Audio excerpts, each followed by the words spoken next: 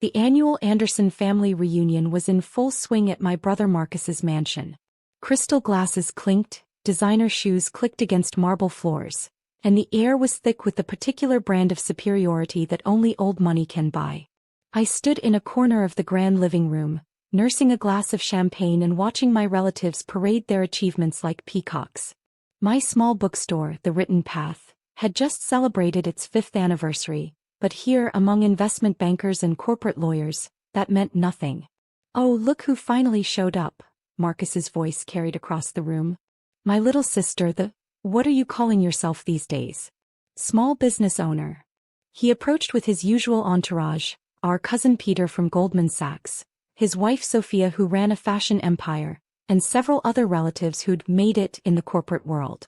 Their Rolex watches and Gucci suits seemed to gleam under the chandelier light. "The bookstore's doing well actually," I said, straightening my simple black dress. "We just opened our online rare books division." Marcus threw his head back and laughed. "Rare books? How quaint. Peter and I just closed a deal worth more than your entire store's decade of revenue." "The Morton Phillips merger," Peter added, swirling his expensive scotch. "Biggest deal of the year. But I'm sure selling used books is fulfilling." I bit back a smile. If they only knew that their precious merger hadn't actually closed yet. That it was currently sitting on my desk, awaiting approval from someone they'd never bothered to investigate. "Speaking of the merger," Marcus continued, "we're celebrating its completion tonight. Dad's especially proud, says it'll put Anderson Consulting back on top. Our father, William Anderson, had built Anderson Consulting from nothing 30 years ago. But recently the firm had been struggling, and this merger was supposed to be their salvation. Just a tiny shop owner," Marcus smirked at his audience.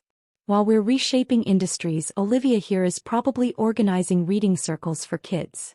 More laughter. I took another sip of champagne, checking my watch. Any minute now. Right on cue, phones started buzzing around the room. Marcus frowned as he checked his message.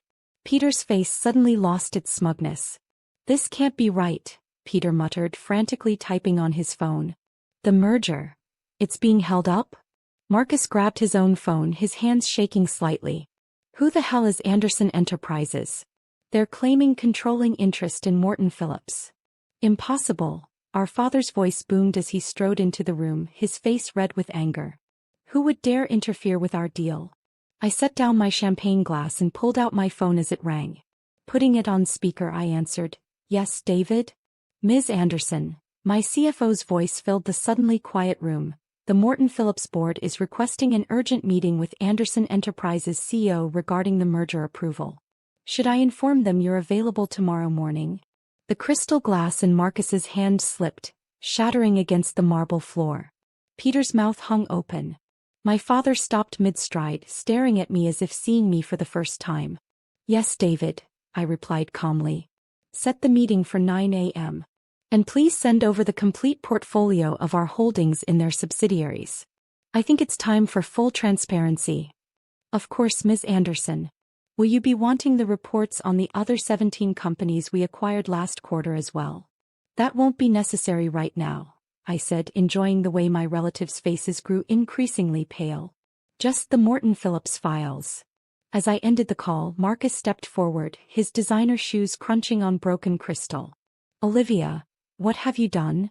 I smiled, remembering all the family dinners where they'd dismissed me, all the reunions where they'd treated me like a failure. "Done? Oh, brother dear, I haven't even started yet. You see that tiny shop of mine? It's just a hobby. My real business might be a bit more substantial." The room had gone completely silent, all eyes fixed on me as I walked toward the door. I should go prepare for tomorrow's meeting. After all, I paused, looking back at their shocked faces. It's not every day you need your little sister's signature to save your billion-dollar deal. As I left, I heard my father's heavy footsteps following me. The night was about to get very interesting indeed. My father caught up with me in the mansion's marble foyer, his Italian leather shoes echoing against the floor. "Stop right there, young lady." I turned slowly, savoring the moment.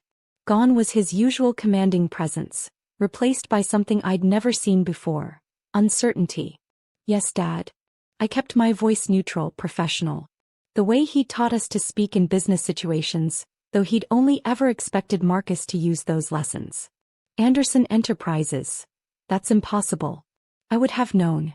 Our intelligence team would have flagged any new major player in the market. I pulled out my tablet, pulling up a complex web of shell companies and subsidiaries. Would they have flagged Brighton Holdings? Or perhaps Meridian Ventures? New Century Capital? His face paled as he recognized the names. Those are some of our biggest silent investors. We're some of your biggest investors, I corrected. Now they're all under one umbrella. Anderson Enterprises. My umbrella. Marcus burst into the foyer, his perfect hair now disheveled. The board is going crazy. Morton Phillips is threatening to pull out completely if we don't resolve this by tomorrow. Then I suggest you both join me in my office, I said, checking my watch. The real one, not the bookstore. 20 minutes later, our town car pulled up to a gleaming skyscraper downtown. Marcus's jaw dropped as we walked through the lobby, where Anderson Enterprises sparkled in gold letters on the wall. Impossible, he muttered. This building, it was bought 6 months ago by me, I finished, scanning my keycard for the private elevator. Along with the rest of this block. The elevator opened directly into my penthouse office suite. Floor-to-ceiling windows offered a panoramic view of the city, and multiple screens displayed real-time market data from around the world. David, my CFO, was waiting with a stack of folders. Ms. Anderson, I've prepared the complete breakdown of our Morton Phillips holdings. Also, Tokyo is on line 3 regarding the Asian market expansion. Thank you, David. Please hold all calls for now. Family meeting. As David left, I gestured to the leather chairs in front of my desk. My father and brother sat down, looking very much like chastised schoolboys. For the past 5 years, I began, while you were mocking my tiny shop, I was building this. Every time you bragged about your deals at family gatherings, I was quietly acquiring shares in your target companies. That bookstore? It's where I go to think, to plan, to remember why I started this in the first place. I pulled up more documents on the main screen. You see, Dad, when you decided Marcus would inherit Anderson Consulting, you forgot one thing. You taught me everything you knew first. Before Marcus was even out of college, I was learning at your knee. The difference is I was actually paying attention. But the money, Marcus protested. This kind of empire would take billions. Remember that tech startup you laughed at me for investing in 8 years ago? The one you said was cute? It was bought by Google for $3 billion. That was just the beginning. My father leaned forward, his business instincts finally kicking in. How much? How much do you want for the Morton Phillips shares? I laughed, the sound echoing through my office. You still don't get it, do you? This isn't about money. This is about respect. Recognition. Things you never thought I deserved. I stood up and walked to the window, looking out at the city lights. Tomorrow morning, the business world is going to learn who really controls Anderson Enterprises. Every major financial publication has the story ready to go. Your merger isn't the only thing that needs my approval. What do you mean? Marcus's voice cracked. I turned back to them, feeling the weight of years of dismissal and underestimation lift from my shoulders. Anderson Consulting? Check your ownership records. You might find some interesting changes there too. The color drained from both their faces as they frantically pulled out their phones, discovering what I'd known for months. Their company wasn't really theirs anymore. Now, I said, sitting back down at my desk, shall we discuss terms? The morning sun streamed through the windows of my office as I watched my father and brother process the reality of their situation. Marcus had loosened his tie, his usual smugness replaced by quiet desperation. Our father sat perfectly still, his years of business experience finally allowing him to understand the complete scope of what I'd accomplished. The Morton Phillips board will be here in 20 minutes, I said, checking my watch. Before they arrive, let me be clear about what happens next. I pressed a button on my desk and the screens around us lit up with different company logos, all the businesses I'd quietly acquired over the years. Anderson Consulting will be absorbed into Anderson Enterprises, I continued. The name stays but the leadership changes. Completely. You're taking everything, Marcus whispered. Everything Dad built. No, I corrected him. I'm taking what I built. While you were playing corporate prince, I was creating something bigger than Dad ever imagined. My phone buzzed, a text from David. Morton Phillips board in the lobby. Also, Wall Street Journal wants to confirm the interview time for your Business Leader of the Year profile.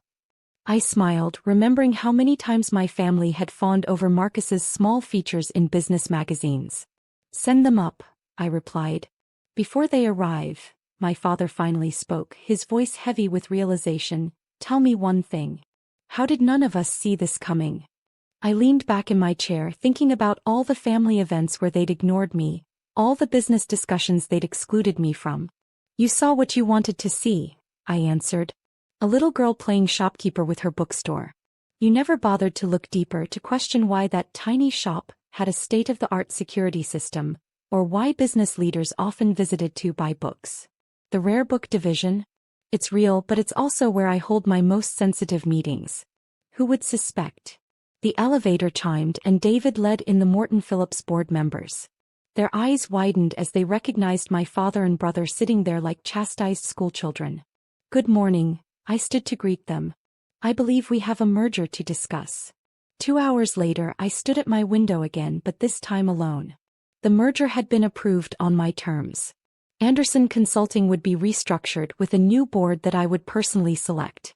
Marcus would keep his job, but with significant oversight and reduced authority. My phone buzzed again, a message from our mother. Just saw the news. Why didn't you tell me? I thought back to all the family dinners where she'd sided with Dad and Marcus, all the time she'd suggested I find a nice man and settle down instead of playing with that little bookshop. Watch tomorrow's financial news, I texted back. There's more coming. David entered with a fresh stack of documents. The press releases are ready. Want me to start spreading the word about the other acquisitions? Yes, I nodded.